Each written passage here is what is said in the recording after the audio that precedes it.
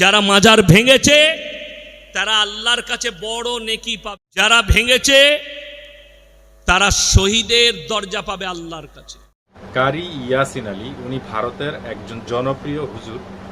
উনি বলছে যে বাংলাদেশে যারা মাজার ভেঙে দিচ্ছে, ভাঙছে যারা, তারা নিঃসন্দেহে জান্নাতি এবং তারা শহীদি মর্যাদা পাবে।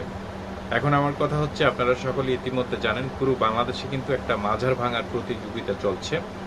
এখন যারা সুন্নি মাজারের ইমাম খতিব ছিল তাদের উপরও অন্যরকম একটা চাপ রয়েছে।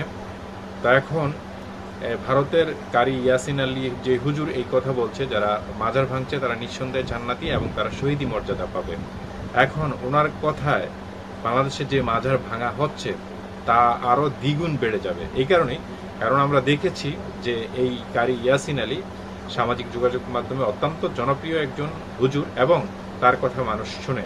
এখন কথা হচ্ছে যে হুজুর যে মাজারগুলো রয়েছে সেই মাজারগুলো কি সব হকের পথে বা ভণ্ডামি করে এরকম দাবি করা হচ্ছে যে তারা সেখানে শিরিক করে সেজদা করছে, বিভিন্ন অসামাজিক কার্যকলাপ হয় মাজারগুলোর মধ্যে। এখন বাংলাদেশে যে দেওয়ানবাগী নিঃসন্দেহে একজন ভণ্ড।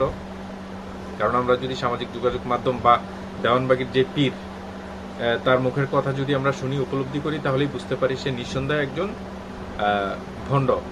পাশাপাশি আরও মাজার রয়েছে বাংলাদেশে। আসলে পুরো বাংলাদেশে যদি হিসাব করা হয় হাজার হাজার মাজার রয়েছে, সেখানে গাঁজা সেবন করা হয়, মদ খাওয়া হয়, নারী পুরুষ একসাথে নাচানাচি করে, ইভেন সেখানে নারী পুরুষ একসাথে শুয়ে রাত যাপন করে, এমনও দেখা যায়। তো এখন গুলাব শাহ, শাহ আলী, শাহপরান, তারপর হযরত শাহজালাল রহমতুল্লাহের মাজার, আসলে সবাই যে ভণ্ড এরকমটা না। তবে এই হুজুরের কথাগুলো আপনারা একটু শুনুন, আমি একটু শোনাচ্ছি, তারপর আমি আরো কথা বলছি। যারা ভেঙেছে তারা শহীদের দরজা পাবে আল্লাহর কাছে।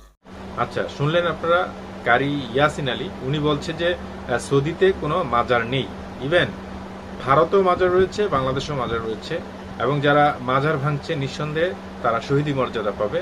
তবে আপনাদের মতামত কি অবশ্যই কমেন্ট করে জানাবেন এবং এই চ্যানেলটি সাবস্ক্রাইব করে রাখবেন। আমি পরবর্তীতে আরও এই বিষয়ে কথাবার্তা নিয়ে আসছি।